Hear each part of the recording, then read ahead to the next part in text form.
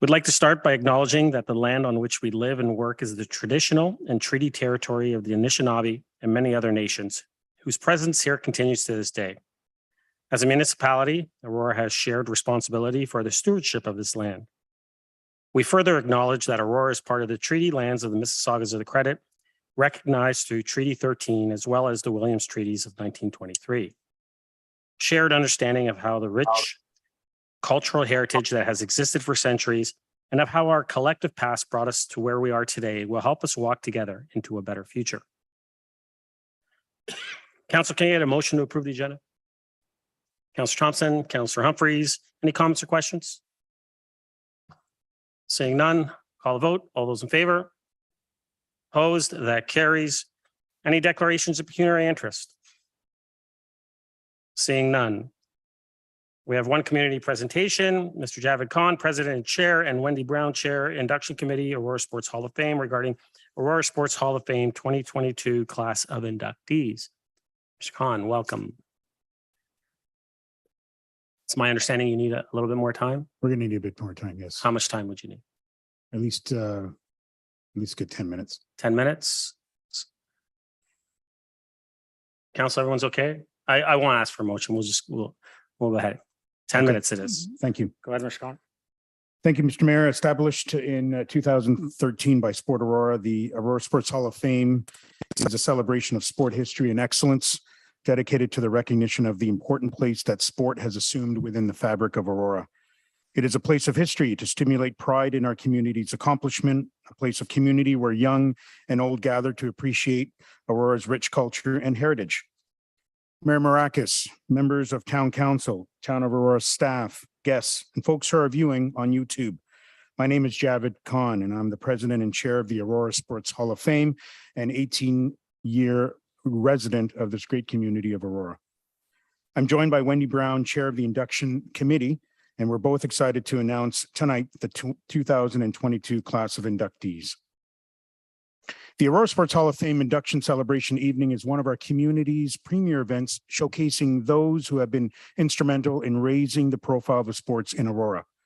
On behalf of the board and committee members, I'd like to extend the invitation to this year's celebration, which is slated on Thursday, November the 10th at the Royal Venetian Mansion, and to all who are in attendance and those watching on YouTube.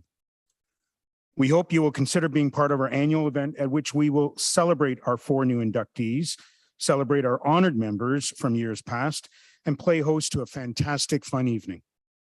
Please follow us on social media at Aurora SHOF on Facebook, Instagram, and Twitter to stay informed and updated on all things happening at the Aurora Sports Hall of Fame, including details when the tickets go on sale. So without further ado, I pass the microphone over to Wendy to turn the page to our next chapter for the Aurora Sports Hall of Fame. Thank you, Javed. Mayor Maracas, members of council, ladies and gentlemen, and our viewers who joined us on YouTube. Before I begin, I'd like to thank the anonymous members of our selection panel who put in a great deal of work in terms of doing their due diligence in selecting the next class of inductees. Our first inductee, Marco D. Girolamo. Sorry, Marco. Marco excelled at the sport of rugby and is among the elite players in the game across the globe.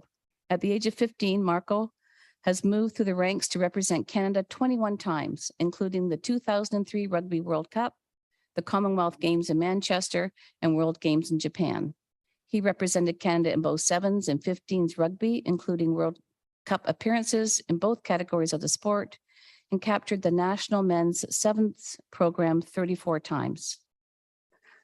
Marco has been a member of the Barbarians Rugby Club since 1993, where he has led the club to 5 straight league championship titles, as well as 3 provincial cups.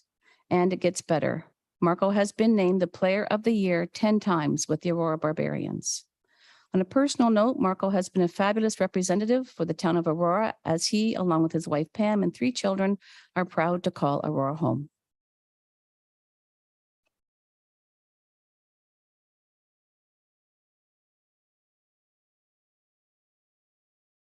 Our next inductee, Dave Giroux, elected president of the Aurora Minor Ball Association In 1999, a position he held for over 10 years. Under his leadership, the Aurora Minor Ball Association tripled in size, raised thousands and thousands of dollars to help keep the cost of participation low. Through Dave's efforts and knowledge, he prepared documents for an Ontario Trillion grant for coaches and players clinics offered at the Aurora Sports Dome. He was also the first president and one of the founding members of the York Simcoe Interlock Baseball Association and one of the founders of Sport Aurora when the organization began in 2005. With his diligence, knowledge, and drive, Dave worked together with the town of Aurora staff to establish, plan, and build the second full-size diamond and finally opening the Stuart Burnett Diamond in August 2010. Dave took on Stuart Burnett as his baby, devoting many evenings and weekends dragging the diamond, repairing the pitching mound, or filling in and patching the baselines and home plate. In 2012, as part of the Canadian Sports for Life movement, he helped develop a new form of baseball called blast ball to encourage children as young as 5 years of age to engage in healthy and physical activity. In 2014, he spearheaded the amalgamation between Aurora Minor Baseball Association and the King Baseball Association to create the Aurora King Baseball Association. Quoting, the result of David's efforts can be seen by the many players who continue to pursue baseball in schools across North America. David's enthusiasm and dedication to the sport of baseball is unparalleled. Now.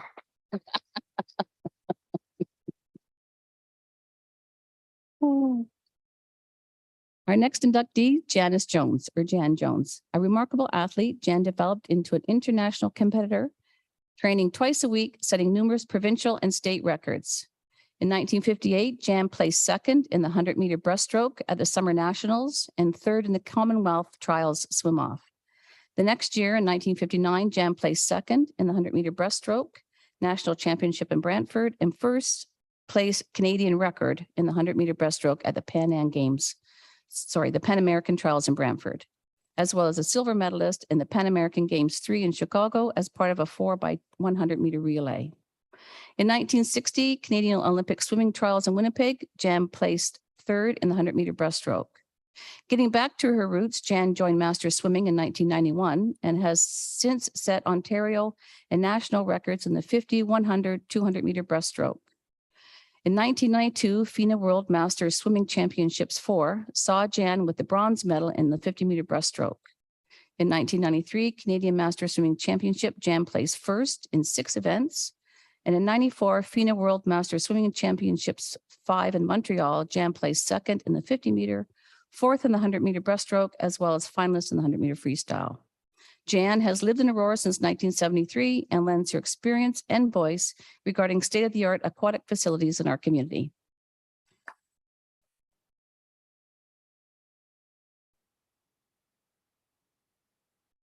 Our fourth inductee is Colin Pop Nisbet. He moved to Aurora in 1919 along with his wife Beverly and 3 children, Colin, Keith, Beverly, and Douglas. At that time, greenhouses were the main family business, which were located adjacent to the 9-hole Aurora golf course. At the age of 63, Pop felt that the Aurora golf course was neglected, so he decided to purchase it and renamed it the Highlands Golf and Country Club. Local newspapers boasted Aurora's first place of beauty and pleasure. Not only is the course now a credit to its owner, but it is an asset of first importance to the town and the community. Under new ownership and management, the beautiful course attracted gameplay featuring such NHL stars as Herb Kane, who played for the Boston Bruins and the Montreal Canadiens. In 1952, after purchasing the property to the west, Pop expanded the course to 18 holes, improved the clubhouse with the addition of men's and ladies' locker rooms, a new lounge, and lunchroom. In 56, Pop, then 74, and the family sold Highlands Golf Club, but of course, Pop was not out of the golf business for long. In 57, Pop purchased the former Lloyd Farm at Leslie and Vandorf Side Road and opened a 4-hole course, and free play was offered in exchange for opinions on the course. The spring of 58 saw the opening of the first 9 holes, Homestead, 59, the second 9 holes, Middle, and in 63, the first 2 nines were redesigned and the third 9 was open, called Lakeland. Pop Nisbet's passion for golf and his decision to purchase the initial golf course forever changed the face of golf in the town of Aurora. That's our fun.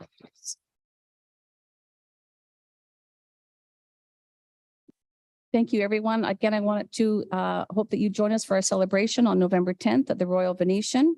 And we extend the invitation to everyone here and everyone watching on YouTube. And thank you for this opportunity to use this evening to officially share the next class of inductees of the Aurora Sports Hall of Fame.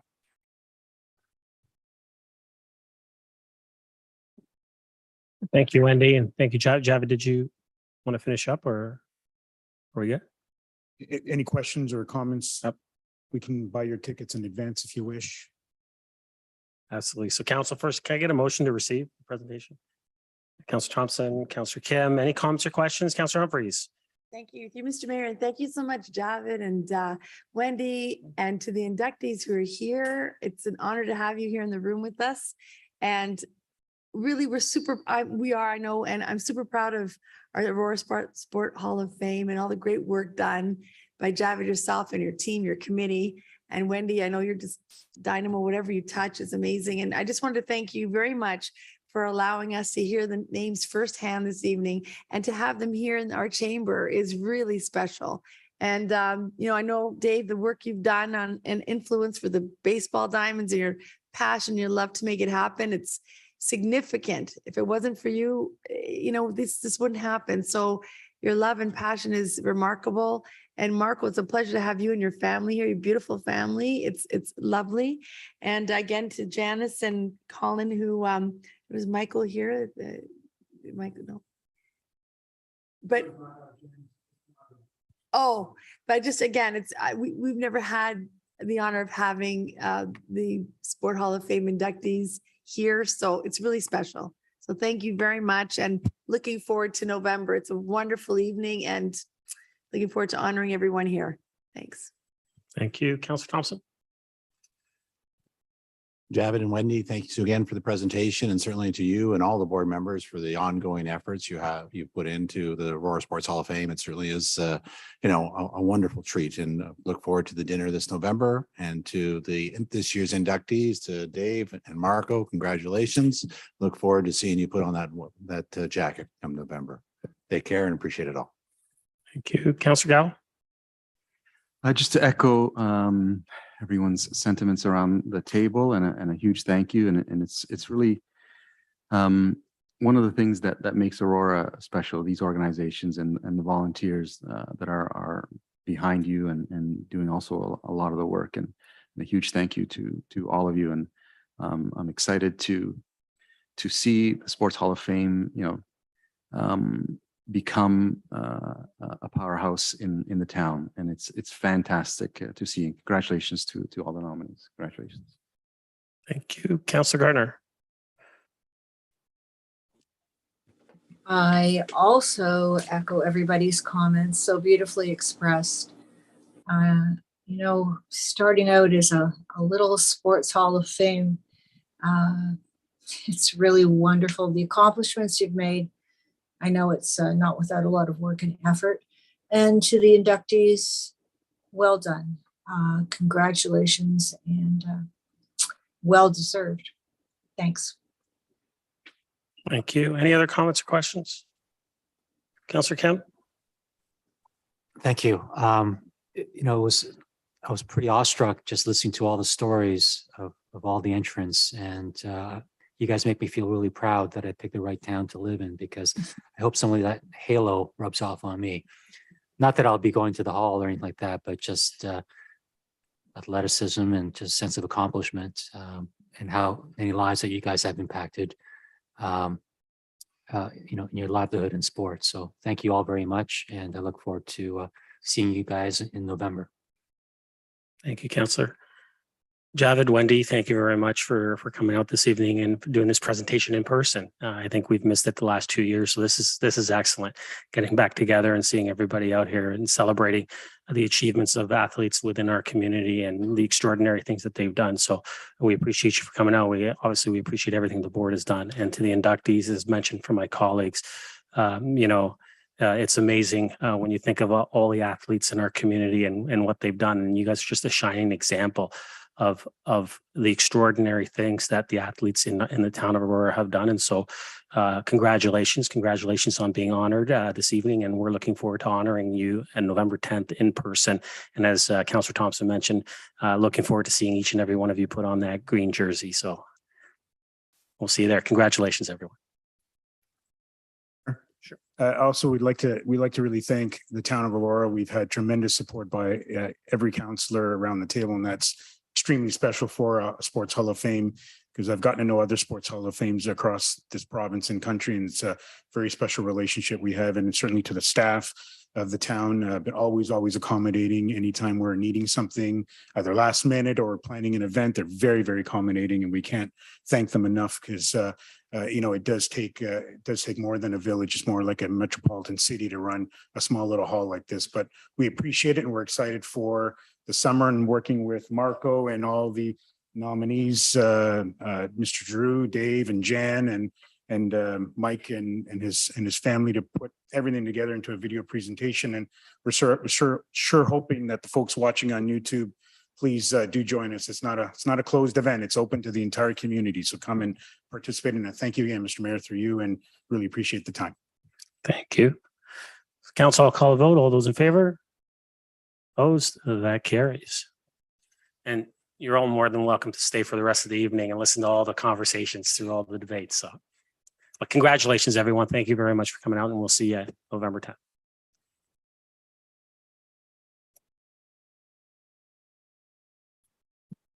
Council, we have no delegations. Consent agenda, none. Advisory committee meeting minutes. Could I get someone to approve receipt for information? Councillor Thompson, second. Councillor Humphreys. Any comments or questions on those items? Seeing none, call vote. All those in favor? Opposed? That carries. Consideration of items requiring discussion. 9.1. Administrative monetary penalty system. The recommendation is that report number CS 22-037 be received. 2, that staff be authorized to implement the necessary processes and procedures for the administrative monetary penalty system. 3, that staff bring forward the administrative penalty bylaw at a future council meeting for enactment. 4, that staff bring forward the screening and hearing officer bylaw at a future council meeting for enactment. And 5, that staff bring forward amendments to the parking control bylaw 4574-04T as amended at a future council meeting for enactment. Someone like to move forward that recommendation? Councillor Kim, seconded by Councillor Humphreys. Any comments or questions on this item? Councillor Thompson. Thank you. Through you to Ms. Van Leeuwen. Ms. Van Leeuwen, in reading the report, it talks about Aurora partnering with the town of Georgina and King Township to develop this initiative, but I wasn't sure in terms of the funding and how that was going to be shared, or whether it was necessary or not. Perhaps you can expand upon it, because it wasn't clear to me in the report. Ms. Van Leeuwen. Through you, Mr. Mayor. So we partnered with Georgina and King, and we retained the same consultant. So we split the costs of retaining the consultant, and moving forward, the plan is to partnership on the cost of a hearing officer. So we'll all appoint the same hearing officer, but the costs will only be charged for hearings that are related to Aurora, and the other municipalities will they'll pay for their costs for the hearing officer. Because the hearing officer has to be an external person. So it'll be, Councillor? sorry, through you to Ms. Van Leeuwen, just so I understand. So then really the cost is just on a per case basis, and wherever the case originates from, then that would be the municipalities that are charged. Is there any need for us to kind of formalize this in terms of some sort of partnership, or I guess financial arrangement agreement? I guess I just think to Central York Fire Services and the fact that we share with Newmarket, and it's kind of spelled out in terms of how the fire service is funded, what the metrics are to determine the funding. And I just was wondering if there's going to be some sort of, I guess, formal agreement between the 3 municipalities, just so that there's no, I guess, misunderstandings or miscommunications down the road. Through you, Mr. Mayor, to Ms. Van Leeuwen. Ms. Van Leeuwen. Through you, Mr. Mayor, yes, we will work on an agreement or a memorandum of understanding that outlines the procedure and the costs associated with the hearing officer based on based on the number of cases. Thank you. That's it for now. Thank you. Any other comments or questions on this one? Councilor Gardner, did you have your hand? Councilor Gardner, go ahead. Thank you, Mr. Mayor. Thank you, Ms. Van Leeuwen. This has been a long time in coming, and it's really very exciting for the town of Aurora. I don't know how much money this will actually add to our bottom line, but do you want to take a guess through Mr. Mayor? Ms. Van Leeuwen? Through you, Mr. Mayor, it will increase our revenues. And I do think that is under the financial implications in the report, as we won't have to pay the courts for the processing and the Ministry of Transportation for a number of things. So there will be an increase in revenue for the town, because right now, about approximately 50% of revenues from parking tickets, that's all we receive. And going forward, we will receive 100%. Councilor? Thank you. It was actually an unfair question, Ms. Van Leeuwen.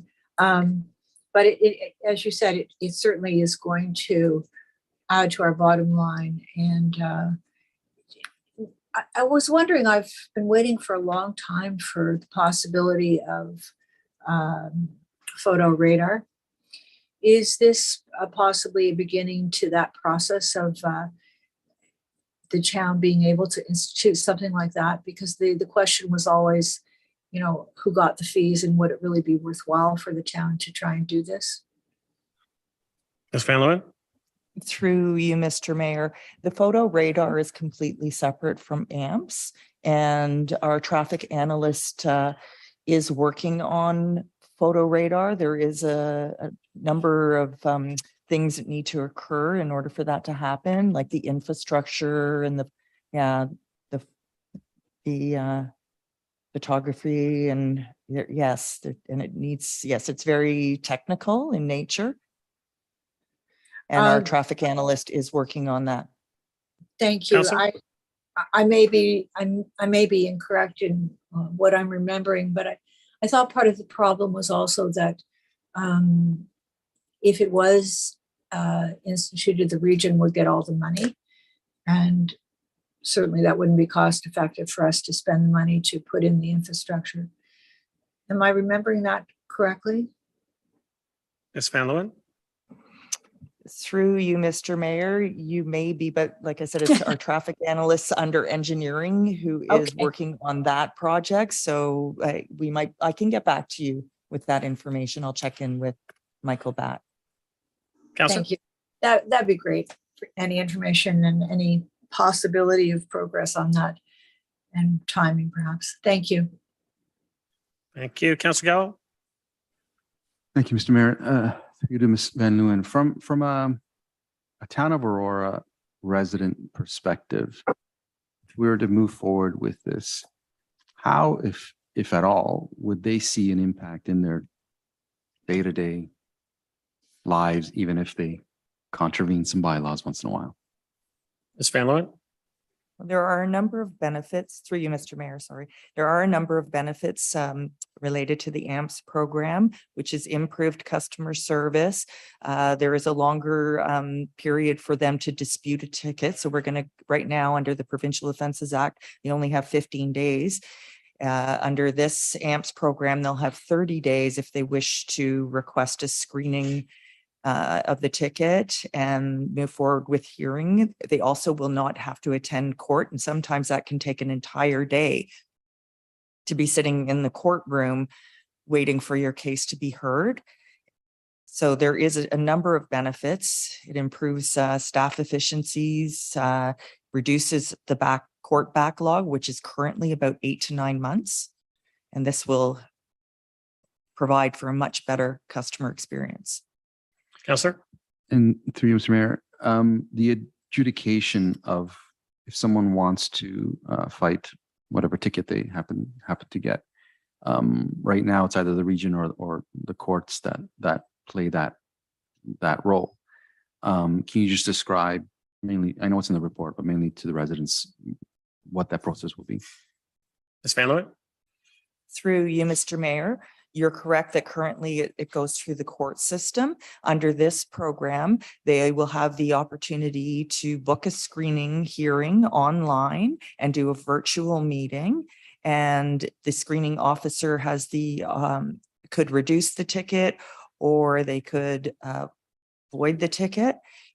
Depending on what the decision of the screening officer is, there is an appeal system where if the resident was not satisfied with the outcome of the screening, then they could request a hearing. And that would happen within the same month. Counselor? And just to be clear about that hearing, who adjudicates that here? Because right now it's a non-town of Aurora. When it goes to the courts, obviously it's a non-partial, court system that does that. Who adjudicates that part after, let's say, someone disagrees? Through you, Mr. Mayor. Ms. Van Leeuwen? Through you, Mr. Mayor. So the screening officer will be an internal staff person, but the hearing officer has to be external. So that's where we're going to partnership with Georgina and King to retain that hearing officer, and we will share the cost depending on, we'll be responsible for Aurora hearing costs, and they'll be responsible for costs associated with hearings that are happening within their municipality. Counselor? And those costs they're borne by the municipalities, depending on which one. They're not necessarily, I guess, brought forward to the resident that is contesting the ticket. Ms. Van Leeuwen? Through you, Mr. Mayor, correct. Counselor? Okay, I'm just trying to wrap my head around, the differences of the current system and which direction we're moving in, and just to be sure it's fair to the residents.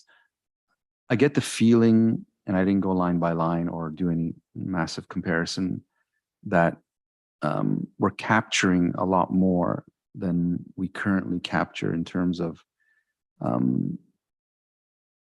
penalties and fees and all of that. And am I kind of correct in that, or are we currently, whatever's on the books is staying the way it is? Ms. Van Leeuwen? Through you, Mr. Mayor, currently we only receive approximately 50% of revenues from parking tickets. As York Region, they because they're processing all of those disputes and the tickets. So we will now receive 100% of those penalties. Counselor? And through you, Mr. Mayor, is the only thing that we're adding where our officers are allowed to now ticket I guess from a parking perspective, the handicap parking?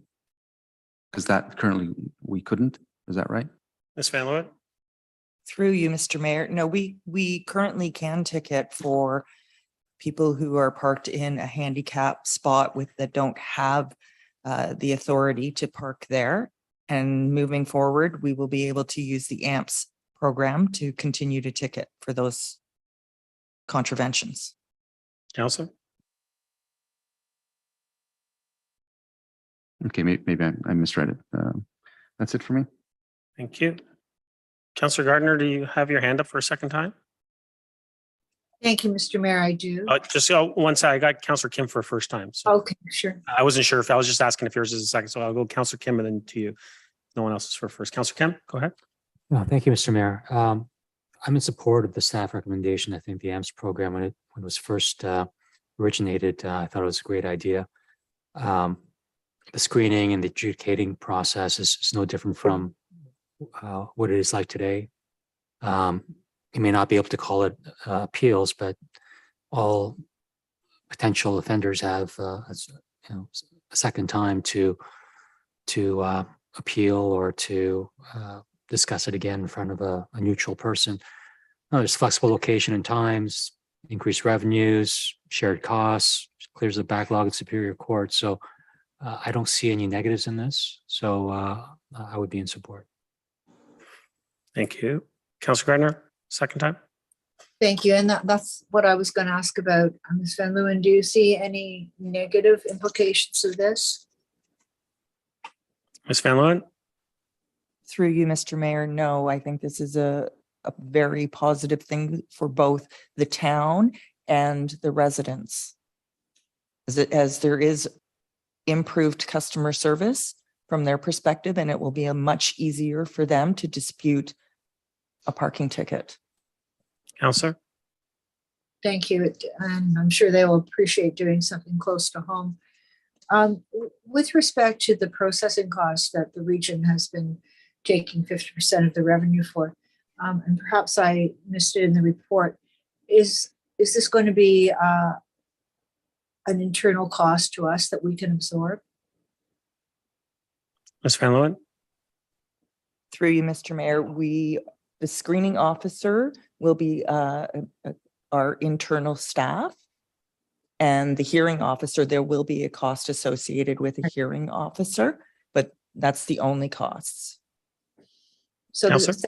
thank you, through Mr. Mayor. So the staff that we have now is going to be able to do any of the work that the courts were doing with respect to processing? Ms. Van Leeuwen?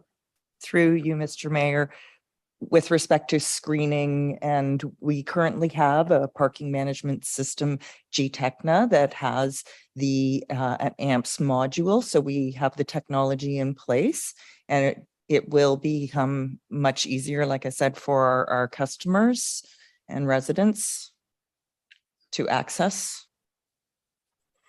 Counselor? Thank you, through Mr. Mayor. Sorry, Ms. Van Leeuwen, I don't want to make you sound like a broken record. I'm just trying to figure out if we have enough staff in place to be able to do this. Yes or no? I'll add with Ms. Van Leeuwen, you can correct me if I'm wrong. I think the only thing that's basically changing is the hearing officer part. Everything Right. else is exactly the same as it currently is. There's really no difference. Okay. So we would be Good. doing the exact same thing that we're doing now. Is that correct, Ms. Van Leeuwen?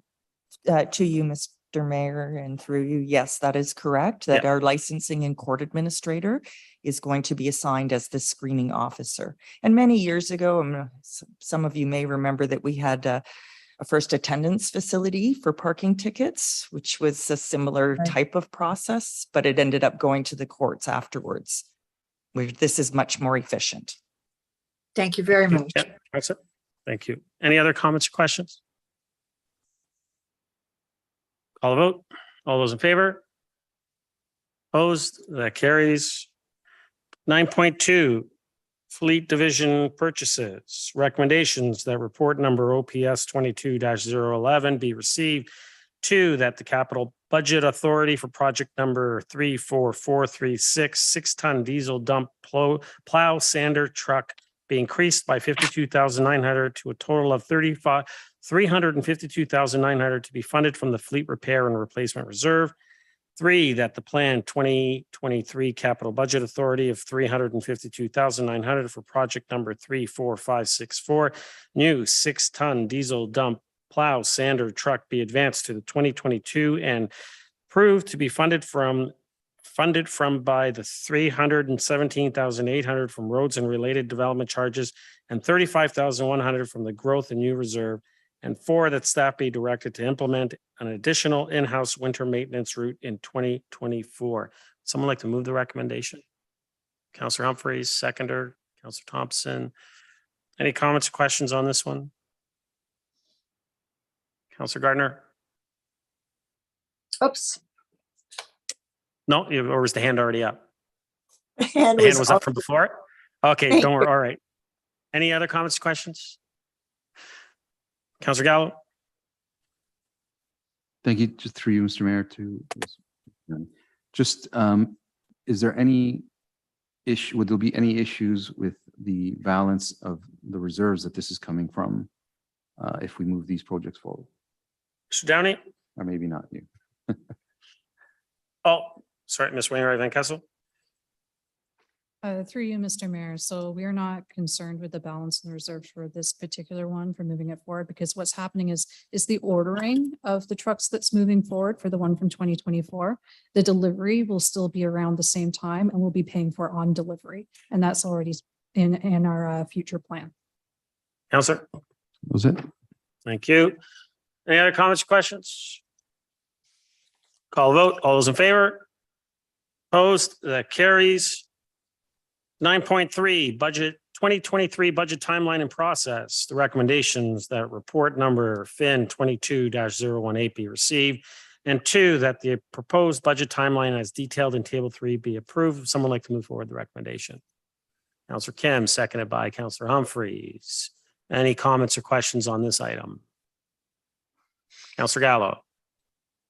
I'm just based on our meeting before this and the lack of public exposure, just if there's any interest and if we see any value in, I don't want to repeat what we just did because there doesn't seem to be too much value if we can't get engagement from the public. But if there's, I think it's the only public meeting on our calendar, and that's not stopping the public from coming into any other meeting and expressing their opinions. But I'll leave it out there in terms of if anybody sees any value in another one later on in the process. I don't know how many discussions, because it'll be, you know, a really late, even this council, I don't know how many, if any, budget meetings we're gonna, or how deep we're gonna go into it for it to be public agendas, to have input, because as it stands, I mean, it's very, very difficult for anyone to contribute anything meaningful, especially at this stage. So, I mean, that thought went through my head. I'll leave it out there if anyone sees any value in that. I just want to make sure that we get as much public input as we can. And I know there's a lot of online stuff that we're also reaching out to the public. Thank you. Counselor Thompson. Thank you. And along those lines, is Ms. Smith online? Perhaps she can speak to some of the other channels that we're utilizing to engage the public, to provide them with opportunities for feedback. Absolutely. Ms. Smith. Thank you. Through you, Mayor, to Councillor Thompson. Yes, we do have an Engage Aurora site active, and we have already seen quite a bit of feedback and comments on that site already. So the public are engaging on that site, and through a survey, which we have enticed the public to do with a little bit of a rewards. They are eligible to win a prize, which I think is enticing them to submit some comments that way as well. Counselor. Certainly, I just echo those comments that Councillor Gallo just said, that we should continue to look for ways to drive engagement and hope for as much participation as possible into the budget process. And I certainly would challenge Ms. Smith to come up with some other ideas or thoughts along those avenues to increase participation. Thank you, Councillor Humphreys, and then Councillor Gardner. Thank you, Mr. Mayor. Councillor Thompson and Councillor Gallo asked what I was going to, and Ms. Smith has provided the answer I was looking for as well. So I'm good. Thanks. Thank you, Councillor Gardner. Thank you, Mr. Mayor. Following on Councillor Gallo's comment, there are certainly, I would say, a significant number of people in the town that do not do online and are not into social media, especially perhaps the older generation. I think it would be a good idea to at least have an opportunity to present to those people who, like in quotes, the older way of doing things of coming to council, or perhaps even to Ms. Smith, sending emails to the town. So I'd like to make sure that there is some kind of a communication going out and an opportunity if somebody does want to come to the council chamber to speak with us. Okay. I believe I'll just get Ms. Smith. I believe that all these dates that are being proposed will be, I guess, put out, whether through social media or whether it's even, will it actually be sent out through any of our bills, Mr. CEO? Do you know? Through Mr. Mayor, I'm not sure about our bills, but it would be in our weekly ad and things like that as the meetings come up. So it will be in the Aurora as well, Councillor, and in the banner, I'm assuming as well. So they'll see the ads of all those dates where they can come and delegate as well. And will it be clear that they can come delegate if they wish? I'm sure there will be a little preamble to it, Ms. Smith. I see her nodding her head yes. So yeah, Great. Thank you very much. thank you. Any other comments or questions? Call a vote. All those in favor? Opposed? That carries. 9.4, procurement modernization update, annual software cost. The recommendation is that report number FIN 22-019 be received. 2, that the recommended changes as summarized in table 1 to the procurement policy and bylaw in this report be approved. 3, that staff be directed to bring forward the amending bylaw to the June 28 council meeting for approval. And 4, that a non-standard procurement for $611,100 over a 5-year term be awarded to WAMCO for the annual licensing and maintenance cost to support the automated water meter reading technology capital project number 40355. Would someone like to move forward that recommendation? Councillor Thompson, second. Councillor Humphreys. Any comments or questions on this one? Councillor Gallo. Thank you. Just a quick one. I don't recall whether we had made this change or whether in terms of the procurement for I guess licensing and maintenance. I believe what's being asked is that it becomes it doesn't come to council if it fits certain criteria. I'm just trying to remember whether we had changed that or whether it was a recommendation from the consultant to have it this way. Ms. Wainwright Van Kessel. Through you, Mr. Mayor. So for the procurement modernization, the recommendations from the consultant included these types of procurements be considered to be non-standard procurements. So this is annual costs relating to software that we've already implemented and use on a regular basis. Non-standard procurements end up going to the Procurement Governance Committee. So for software maintenance and licensing, these contracts can last anywhere from about a year up to 5 years, depending on the type of software we're speaking about. But the consultant had also recommended that for Procurement Governance Committee handle contracts up to 1 million, but we reduced it down to 250,000. We didn't recognize at the time that that meant that all these software costs for systems that we're using and continuing to use would then end up coming to council on a regular basis, where we're just asking council to approve for us to continue using the same solutions. So obviously, if we were in a situation where we'd have a new system that we'd be looking at implementing, the capital project comes to council, council approves the project and will include the ongoing costs in that capital project. So council's made aware of it at the time when the project is implemented, which is the appropriate time for council to weigh in on that decision, as that's when we're really committing to moving forward with a new solution. Councillor.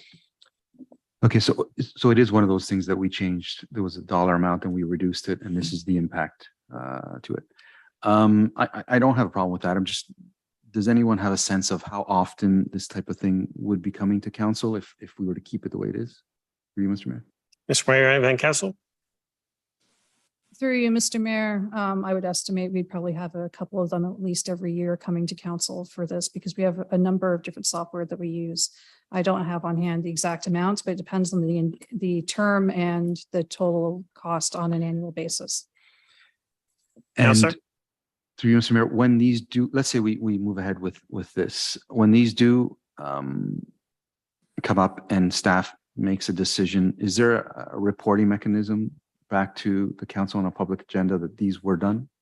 Ms. Wainwright Van Kessel, I see you nodding your head yes. Through you, Mr. Mayor, yes. So through the quarterly reporting, that's where we'd be reporting on the non-standard procurements. So any non-standard procurements issued in the previous 3 months would get reported back to council at that time. Okay. Councillor. Thank you. Thank you. Councillor Thompson. Thank you. Through you to Ms. Wainwright Van Kessel. Just to expand upon that, and WAMCO is an interesting one to pick because, you know, those of us that have been on council for a while, you know, we've talked about the replacement of the water meters and the reading of it for a long time. And one of the questions that often comes up with respect to that is, you know, I guess the return on this investment and, you know, trying to recover some of that water loss that's driven some of the replacement over the years. And similar with the software, you know, it's a significant investment when you look at everything in its totality. And so when you bring those reports, which I'm glad to hear there are, because one of the questions that I would have asked, and inevitably I'm sure others would as well, is just, you know, how is the software working? Are we still getting that return on investment? Because I think WAMCO is a little bit more unique than, say, it's a software license for Microsoft Outlook or, you know, some of the other enterprise suites we might be using in-house for the everyday business. And so that one kind of is a little asterisk on it for me because it's still a significant investment of millions of dollars.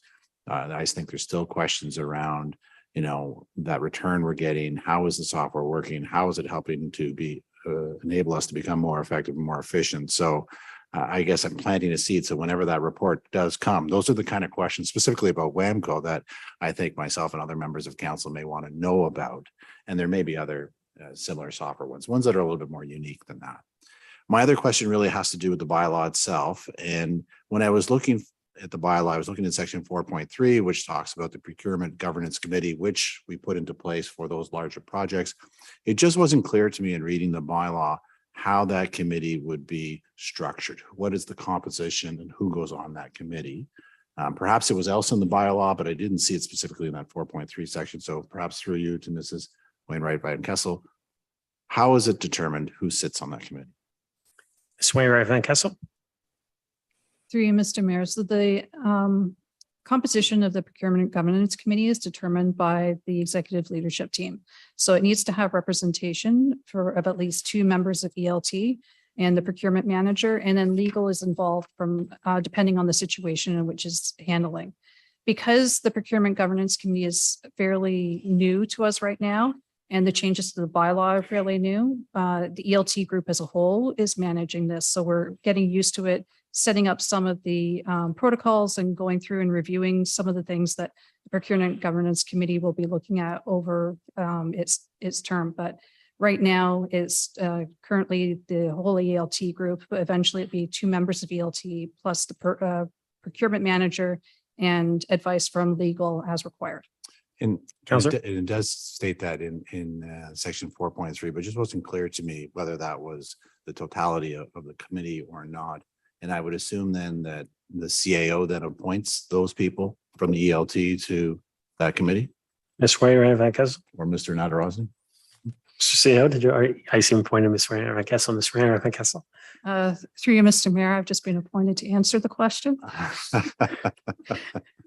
We are still trying to figure that piece out as an ELT group. I think it's a matter of who really wants to be engaged. And we look at the composition of the ELT group as well. We have some areas where they deal a lot more with procurements on a regular basis and also deal with some of the issues that happen that Procurement Governance Committee would need to manage, which would be including the protests on procurements and then also managing the supplier suspension protocols in addition to these types of procurements. Councilor. Thank you very much. Thank you. Councilor Gardner. Thank you. That was going to be one of my questions. Thanks for asking it. The other question I have is on section 3 of the bylaw with respect to ethical conduct. Are we describing staff or suppliers here or both?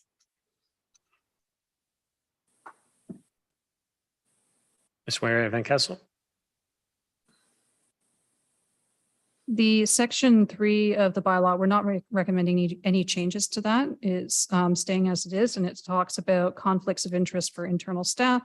And there is a section related to supplier conduct as well. So it's all encompassing for everyone involved, but we're not recommending any changes to that piece at this time. Councilor.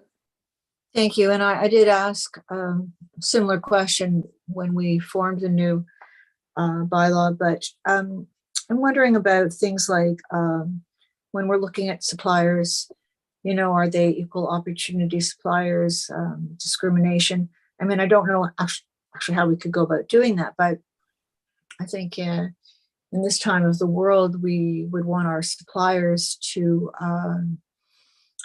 show those qualities of equality and non-discrimination. So do you have any ideas on that? Hey, Counselor, I'd suggest that you bring this offline because that really doesn't have anything to do with the report that's in front of us at this moment. I understand where you're going, and I fully appreciate it. And I think we would all, have those concerns, but I think that that's something that's separate from this report. So I would ask that if we can have a conversation, if you want to have that conversation offline, or if a report comes that has that in it, then I would allow you to continue with that question. Thank you, Mr. Mayor. You'd be surprised how many members of the public ask. Point of me this. order, Councilor Thompson.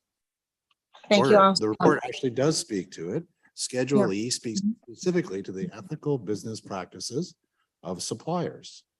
So this question is very relevant. All right. To the report. It's the last paragraph, Schedule E, Section C, ethical business practice. Even talks about providing workplaces that are free from harassment and discrimination. So. But we're not changing I know we're anything, not changing Counselor. that, but And we already had this discussion. So we're bringing up the same discussion. You're saying this. I understand, but we're having the same discussion that we've already had and the report's not changing. So nothing has changed from previous. Just bringing up a question that's in the report. Okay. Go ahead, excuse- Counselor. Mr. Mayor, if I may, I did ask this, not quite so directly, when we were forming the new bylaw. And because I didn't ask the question correctly, I didn't get what would be considered a good or correct answer by some of our residents. And I think it's a really important topic, and I think we need, as a town, we need to be looking at this when we're choosing our suppliers. Thank you. Thank you. Any other comments, questions, Councilor Kemp? Thank you, Mr. Mayor. I recall when we were discussing technology improvements and a capital budget attached to that, we discussed various software vendors that we would leverage for all our, financial, accounting, and just municipal needs. So what would happen? I mean, I get it that after 5 years, if all we're doing is extending the software license, there's no need to include council in the discussion. How do we know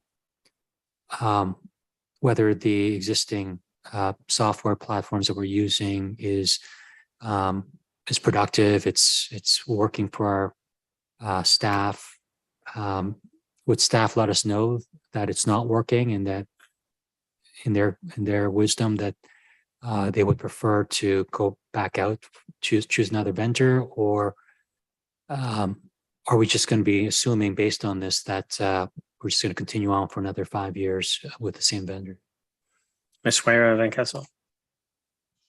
Through you, Mr. Mayor. So if staff are working with software that is meeting the needs and requirements that we have as we work forward, then we are going to continue on with using that software in most cases. In the situation where we decide, this software is not meeting our current needs, it needs to do something better. So for example, the ERP solution. So we are replacing our financial systems because our current systems do not meet the needs of a modern financial system. So in that instance, we created a capital project. That capital project came to council, and you were provided with details and information on what that new solution would do and what the overall cost would be for the implementation and the ongoing costs to the overall budget. And as we go through the budget process, one of the things we do is we look very carefully at the different types of software maintenance and licensing that we're paying for on an annual basis, because these are a fairly decent component of our budget. And we look for opportunities for being more efficient. Do we have solutions that can do some of the things we're looking to do? Do we have some things that we're no longer using and we can then retire? So we do that on a regular basis, particularly when it comes to the budget, because it can be a pressure on our budget and gives us opportunity to make sure that we can meet the tax levy targets we're looking for. Councilor, Mr. CEO wants to add to this. Thank you, Mr. Mayor. The only thing I would add to those comments is that most of these types of arrangements where there's a 5-year commitment, there's also an out clause. So if we in year 3 determined that the software is not working and we needed to go down another path, usually there's a clause in there that would allow us to extract ourselves. These are for the benefit of establishing the price and the relationship with the vendor for that longer period of time. There are some exceptions, but in most cases, we would always try to have that in there in case we became unhappy with the vendor or the product itself. Counselor? Thank you. And is the technology platform that we're leveraging, can you overlay different software without having to change the platform itself, or does the new software automatically extrapolate to changing some parts of the platform? Ms. Ware Van Kessel? Through you, Mr. Mayor. So it depends on the solution that we're talking about. In this particular instance with WAMCO, it's proprietary software that's related to their infrastructure devices. So the actual devices that go onto the home for the water meter reading details. So we would not be able to use another software to be able to gather that information and leverage it. Counselor? Thank you. I'm in full support. Essentially, if after 5 years or earlier, if it would make sense that staff, if they don't find that the software is effective or productive for them, that they're going to be the first one to say we need a change. So it's not that council could do really anything about that other than sign off on the budget. So I'll be in support. Thank you. Any other comments or questions? Call vote. All those in favor? Opposed? That carries. 9.5, Community Improvement Plan Review, Public Meeting. Recommendations that report number PDS 22-089 be received for information. Would someone like to move the recommendation?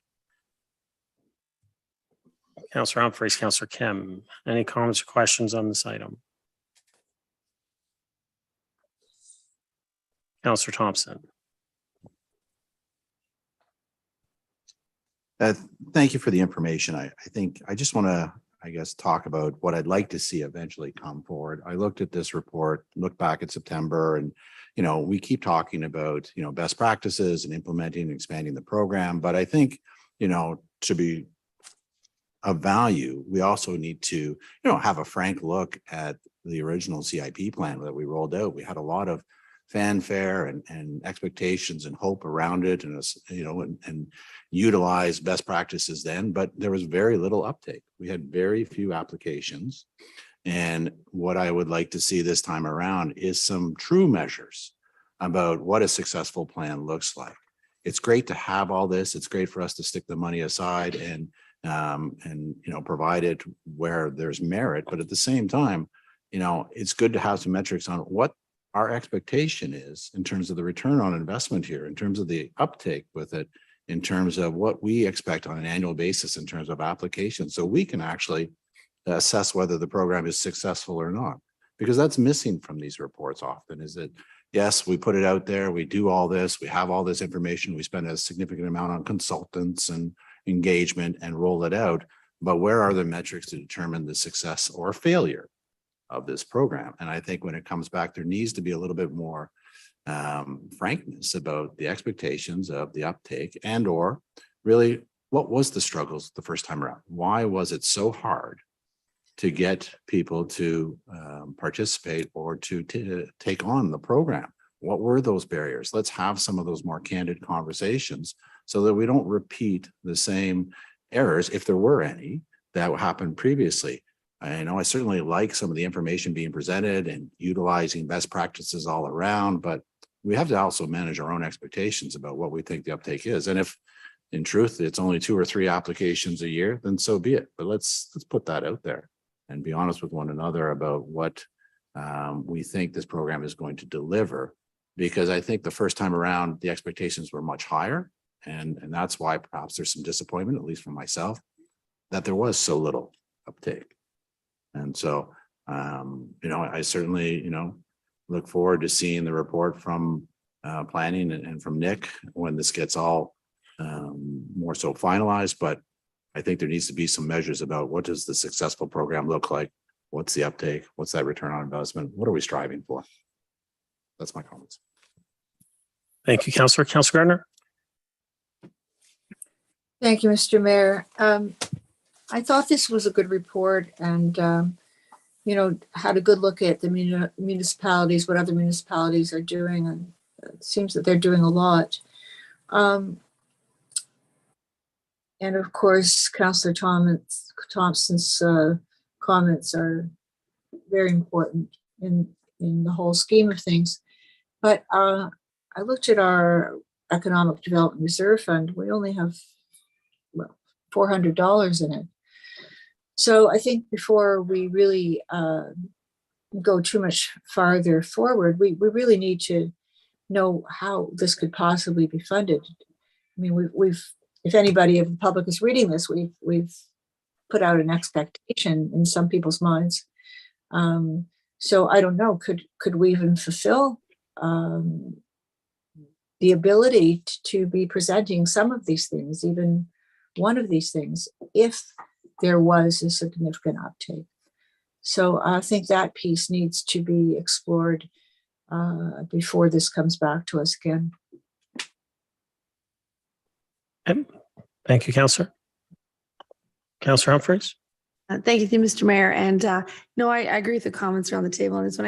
I think this is a very worthwhile initiative for sure. And yeah, it was a little bit disappointing how it went forward. I'm not sure many businesses or organizations utilized this opportunity, but there's so much that can be done. And with the revitalization of downtown, this is coming at a perfect time. So I hope that there's lots of effort put around this in terms of how we can, how much budget we need to put aside, how it's going to work, and how we can make it, a strong communication process so that everyone understands what's available to them, what's in it, and what they need to do to contribute, and what we, do to help as well. So I'm looking forward to seeing this evolve, and hopefully sooner than later too. Thanks. Thank you. Any other comments or questions? Call the vote. All those in favor? Opposed? That carries. Notice motion. We have one for the end of the month. Regional report. We get a motion to approve the regional report to receive for information. Councillor Humphreys, seconder. Councillor Kim, any comments or questions on the regional report? Call the vote. All those in favor? Opposed? That carries. New business. Councillor Gallo. Councillor Thompson. Councillor Kim.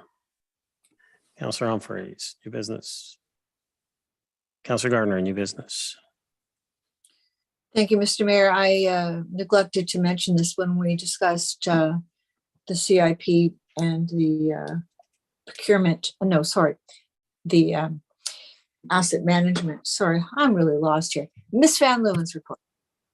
I was looking at the climate change sections and they've improved. I think whoever is in charge of that, I would like to thank them. I think they're starting to make a little more sense, and they're starting to do what I think council expects them to do with respect to how our reports influence or could be influenced by climate change. Thanks.